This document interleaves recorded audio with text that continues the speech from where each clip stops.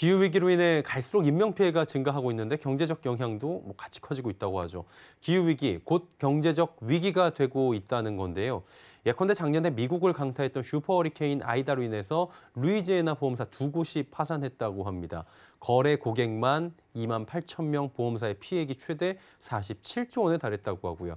그래서 최근에 많은 기업들이 위험 요인으로 기후재난을 넣기 시작했다고 하는데요. 오늘은 이 자세한 이야기 좀 나눠보도록 하겠습니다. K외대 반기성 센터장 오늘도 함께합니다. 어서 오세요. 네, 안녕하세요. 예, 기후재난이 안 일어나면 좋은데 참 이건 자연이기 때문에 저희가 어떻게 할 수는 없고요. 근데 이게 발생을 하면 보험사 피해로만 딱 끝나면 좋은데 그게 아니잖아요. 그렇죠. 예. 이런 기후재난이 발생하면 보험사의 피해로 끝나지는 않습니다. 일단 뭐 기후재난으로 인한 산불이나 태풍으로 인한 집에 파손이 생기고 재산상의 어떤 피해에 대해서 보험사가 배상을 해줘야 하는데 뭐 슈퍼리케인 아이다처럼 45조 원의 피해를 배상해 줄 수 있는 회사가 정말 거의 없다 보니까 그렇죠. 보험사는 뭐 파산할 수밖에 없죠. 자, 그런데 이제 보험사가 파산하게 되면 당장 보험 계약을 했던 많은 사람들이 피해를 입게 되고요. 재난을 입은 지역의 집이라든가 건물을 담보로 돈을 대출해 줬던 은행도 경영에 어려움을 겪게 되고요. 만일 은행이 위기에 처하게 된다면 은행에서 자금을 융통하는 산업계도 붕괴할 가능성이 커지게 됩니다. 자, 이제 또 다른 한번 예를 들어보죠. 작년 12월에 발표했던 미 해양대기청 보고서에 의하면 미국에서는 인구의 거의 40%가 해안 지역에 살고 있고 유엔의 해양 지도에 따르면 세계적으로 10대 도시 중 8개가 해안 근처에 있어서 해수면 상승에 아주 직접적인 영향을 받는데요. 해안선을 따라 만들어진 도시들에게 해수면 상승은 지역이 어떤 이런 지역들이 부동산만 뿐만 아니라 기반시설도 다 위협을 합니다. 예. 도로라든가 다리라든가 지하철이라든가 상수도, 유정 및 가스정, 발전소, 하수처리장, 매립지 등은 모두 해수면 상승으로 인해서 위험에 처하게 되는 것이죠. 그러니까 예전처럼 기후재난이 기후재난으로만 그치는 것이 아니라 사회적인 재앙으로 다가오고 있다는 겁니다. 그러니까 한마디로 시스템 붕괴로 이어지면서 사회를 무너뜨릴 수 있다 이렇게 보게 되는 건데요. 결국에 의도치 않게 피해를 보는 거잖아요. 이 문제를 해결하기 위해서는 결국엔 경영이 굉장히 중요해질 것 같아요. 네, 그렇습니다. 이런 기후적인 요인으로 인한 리스크를 갖다 줄이기 위한 어떻게 보면은 이제 경영 리스크를 줄이기 위해서 기업들이 이제 여러 가지 방안을 강구를 하죠. 뭐 예를 든다면 올해 2월에 구글은 공급망 위험 요인에 산불을 추가를 했습니다. 작년에 발생한 공급망 붕괴의 주 원인이 코로나19가 아니라 기후위기였다는 겁니다.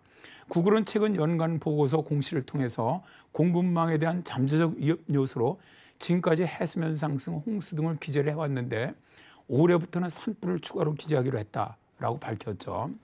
특히 산불에 의한 대기질 오염, 산불 예방을 위한 전력 차단이 추가가 되었는데요.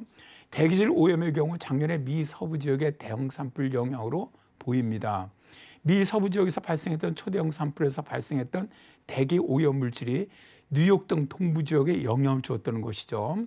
동부 지역에 대기질 악화 경보가 내려졌는데 뉴욕의 24시간 평균 대기질 지수가 157로 15년 만에 최악 수준이었습니다.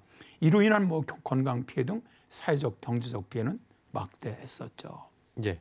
그럼 이제 구글이 산불 예방을 위한 전력 차단을 공급망 차단 요인의 주 원인으로 봤잖아요. 네네. 이게 이유가 뭡니까? 이게 이제 작년에 그 대형 산불이 발생했던 미국 캘리포니아주라든가 예. 오리건주라든가 워싱턴주 등에서 자, 이제 미국 주당국들이 화재가 번지는 것을 막기 위해 전력을 차단하는 조치를 취했다고 합니다. 그러다 보니까 전력 차단 등으로 인해서 물류가 원활하게 이루어지지 못하면서 공급망 혼란이 만들어졌다는 거죠. 블룸버그 통신에서 기업들은 코로나19 확산에 따른 셧다운보다는 극단적인 기후위기에 대처하기 위해 고군분투했다라고 밝혔는데요.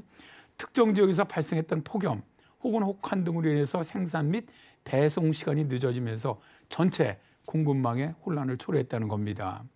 미 노스캐롤라이나주 주립대학교 연구에서는 작년 2월에 텍사스주에 닥쳤던 혹한과 폭설로 인해서 레진과 플라스틱 구연산 공급이 차질을 빚는 등 석유화학 산업 전반이 대혼란에 빠졌다고 밝혔는데요.